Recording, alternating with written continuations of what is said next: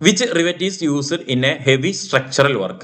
Which rivet is used in a heavy structural work?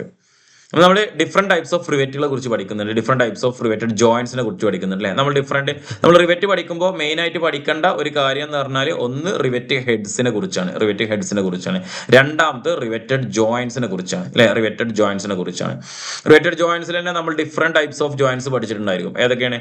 Lab joint, bud joint, അതിൽ single riveted ഉണ്ടായിരിക്കും, double riveted ഉണ്ടായിരിക്കും. Bud joint ആവുന്ന സമയത്ത് single strap, double strap അല്ലെ, അങ്ങനെയൊക്കെ നമ്മൾ പഠിച്ചിട്ടുണ്ട്. പിന്നെ ചെയിൻ ടൈപ്പ്, സിഗ്സാഗ് ടൈപ്പ്, അതിന്റെ അറേഞ്ച്മെന്റ് അനുസരിച്ച്. സോ റിവെറ്റഡ് ഹെഡ്സും റിവെറ്റഡ് ജോയിന്റ്സ് ഒക്കെ പഠിച്ചിട്ടുണ്ട്. അപ്പൊ ഇതിൽ ചോദിച്ചിട്ടുള്ളത് which rivet is used in heavy structural work എന്നാണ്. ഹെവി സ്ട്രക്ചറൽ വർക്കിന് ഉപയോഗിക്കുന്ന റിവെറ്റ് ഏതാണെന്നാണ്. അപ്പൊ റിവെറ്റ് ഹെഡ്സിനനുസരിച്ച് നമുക്ക് കുറെ അധികം ക്ലാസിഫിക്കേഷൻ പറയുന്നുണ്ട്. ആ classification pan head rivet option കൊടുത്തിട്ടുണ്ട്, സ്നാപ്പ് ഹെഡ് റിവെറ്റ് കൊടുത്തിട്ടുണ്ട്, കൗണ്ടർ സങ്ക് റിവെറ്റ് കൊടുത്തിട്ടുണ്ട്, കോണിക്കൽ ഹെഡ് റിവെറ്റ് കൊടുത്തിട്ടുണ്ട്. അപ്പൊ 4 ഓപ്ഷനാണ് നമുക്ക് കൊടുത്തിട്ടുള്ളത്. അപ്പൊ ഇതില് pan head rivet, snap head rivet, counter sunk rivet, conical head rivet, 4 റിവെറ്റുകളും കാണാം. നമുക്ക് ഈ റിവെറ്റിന്റെ ഇതിൽ നമ്മൾ പഠിക്കുന്ന സമയത്ത് നമുക്ക് ഇവിടെ ഈ ഒരു ഡയമെൻഷൻ നമ്മൾ ഡ്രോയിങ്ങിലൊക്കെ വരച്ച് പഠിച്ചിട്ടുണ്ട്. മെക്കാനിക്കലിന്റെ പാട്ട് പഠിച്ച ആളുകൾക്ക് അറിയാൻ പറ്റും, ഡ്രോയിങ്ങിലൊക്കെ വരച്ച് പഠിച്ചിട്ടുണ്ടായിരിക്കും. നമുക്ക് എപ്പോഴും ഈ പ്ലേറ്റിന്റെ തിക്നെസ് ആയിരിക്കും റിവെറ്റിൽ തരുന്നുണ്ടായിരിക്കുക അല്ലെ. ഈ പ്ലേറ്റിന്റെ തിക്നെസ് ആയിരിക്കും തരിക, ടി ആയിരിക്കും നമുക്ക് വാല്യൂ ആയിട്ട് തരുന്നുണ്ടാകുക.